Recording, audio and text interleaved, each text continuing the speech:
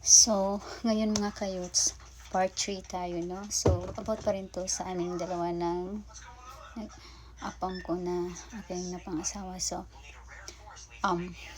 after makabisit niya ng year 2022,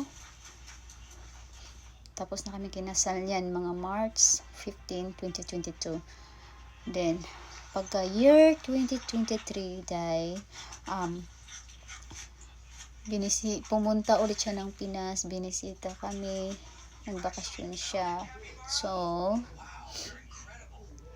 nagstay pa rin ako nun sa Imus, Cavite sa Manila. So, doon kami nagstay, no, sa nirintahan naming bahay. So, mga ilang weeks lang din siya noon. Tapos, ayun, nagbanding lang kami sa Manila. Kasama namin yung Vela family. Biyana ng sister ko, yung mga kasama namin. Nagbanding kami sa Manila. Ayun, tapos, pagka year 2024, so, sa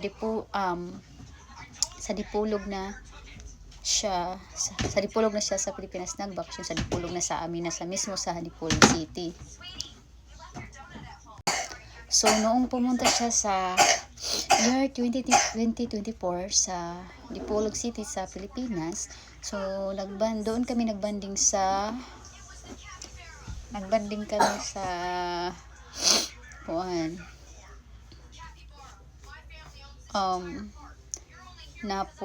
Napo Beach. Then, year 2025 is Dakak Resort sa Sambuanga del Norte. Dakak Resort. Yun sa year 2025, no? So meaning is 2 times na siya nagbabakasyon siya Dipolog City at 2 times rin sa Manila. So, then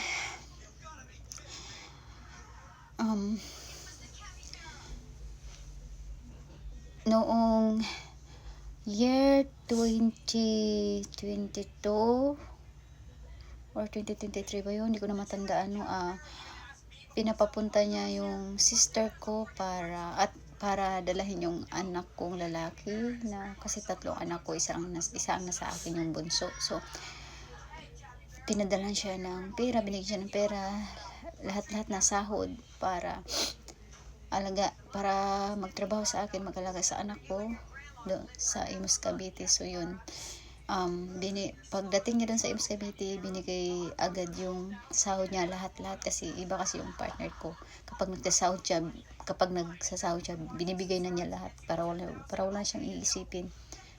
So, yun, siya yung nag-alaga ng anak ko na lalaki na si Santino. Tapos, pag mga ilang buwan, siguro year 2023, ang next naman pinapapunta sa Manila, habang nagre-rent kami sa Imus, Cavite, pinapapunta naman yung mama ko tsaka papa ko. Binibilihan namin ng ticket para may makasama kami sa Imus, Cavite. So, may pagkakataon talaga dyan na yung nagsasama kami ng partner, husband ko, hindi talaga maiwasan na may awayan, may tampuhan, may silusan, or kaya yung una naming pagkikita, may video ako, dinilit ko. Kasi minsan pag-aawayan yung mga apps, kung anong apps meron ako, tapos hindi ko siya papayagan na magkaroon ng mga ganyang apps. So, nag-aaway kami, yung pag-aaway namin, so dinidelete ko pati mga video ko, dami kong mga video kung saan ako nag-travel, kaya traveler ako noong pinapadala niya ako kapag nagre-rent ako. Tapos kapag nabuboring ako sa nirentahan ko, nagta-travel ako saan mountain or swimming pool or beach. Ayun, lahat ng mga video na yun dinidelete ko kapag nag-aaway kami. Pero alam na niya magsalita ng Tagalog konti at Bisaya konti. Alam na niya kung anong tampo. Alam na niya kung magtatampo ako. Kapag nagtatampo ako, alam na niya. Lambing-lambing agad ako kasi alam niya nagtatampo ako. Ayun. So, hindi talaga maiwasan yun. Kasi at least, nung una pa lang kami magkakakilala sa isa't isa, nagsama kami sa isang bubong, sa isang buwan.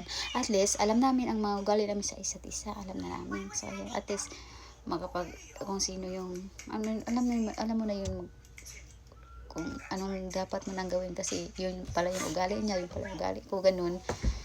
So, yun. So, ito talaga ang husband ko. Ang husband ko talaga is mahilig sa mga bata. Kaya, mahilig siya mamimigay sa mga bata. Kapag nasa kainan kami tapos may bata lumapit sa amin, binibigyan niya ng pera.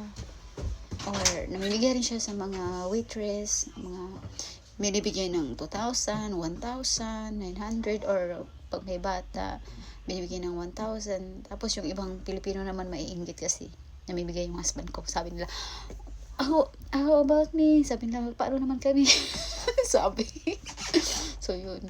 Pero sa totoo lang, yung husband ko is, hindi talaga siya mayaman. Sakto lang talaga ang kanyang, sakto lang siya, hindi siya mayaman.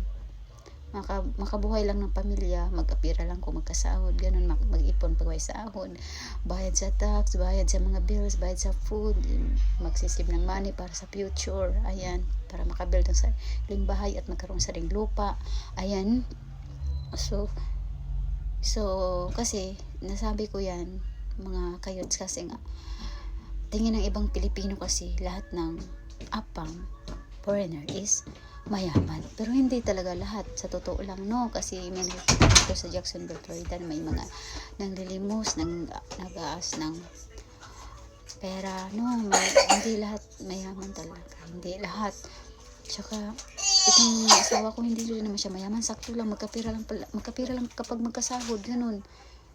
Parang Pilipino lang din na nagtatrabaho, tsaka na magkapira pag magkasahod. Bahaya doon, bahaya dito, savings doon, ganyan. Para sa future or para sa pag-aaral ng mga anak. So, yun.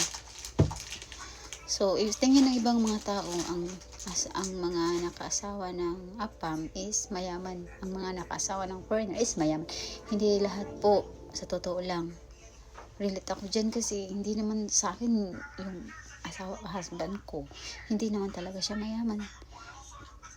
Ano lang talaga, ginagawa lang talaga niya kung anong dapat, kung ano yung tama, babayaran kung ano yung tama sa mga process, babayaran talaga yung mga process. Gagawin niya lahat para madala kami dito sa Amerika, no? Ginagawa niya lahat. Kahit palagi kami nag-aaway niyan, pero nagbabati din. Sa totoo lang, palagi kami nag-aaway ng partner ko. Palagi kami nag-aaway ng apam ko. Pero, mga ilang araw, pinapansin niya ako, nagbabati rin kami. Minsan nga, binablock ako niyan pag galit na galit siya sa akin. Pero, ina-unblock tapos, tumatawag. Ano lang siya, yung gusto lang, gusto lang niya, pag mag-aaway kami, magpapalamig muna siya bago niya ako pansinin. mag 4 years na nga kami sa March kami kinasal, March rin kami 4 years kasi March rin kami nagkakilala, puro March. Anniversary March, puro March talaga, exact March. So mag 4 years ang relasyon namin ay mag 4 years kami sa March year 2026. Sa March year 2026, so mag 4 years na kami. Ang bilis ng panahon, guys. So 4 siya na bisis pumunta sa Pilipinas, para pabalik-balik siya para mapunta lang kami, para maidala kami dito para maisama kami dito sa Amerika. Ayun. So yun lang masasabi ko sa ngayon, na kailangan kumilos ka din kapag naghahanap ka ng apam, kung apam hunters ka, no? Kailangan relax lang, huwag masyado atat masyado, no? Kasi kilalanin muna natin or magsasama muna para makilala natin ang mga ugali sa isa't isa, or yun, para hindi tayo matulad sa ibang mga kasawa ng apam na sinasaktan. Tama. So yun, that's it. Thank you. God bless. Bye.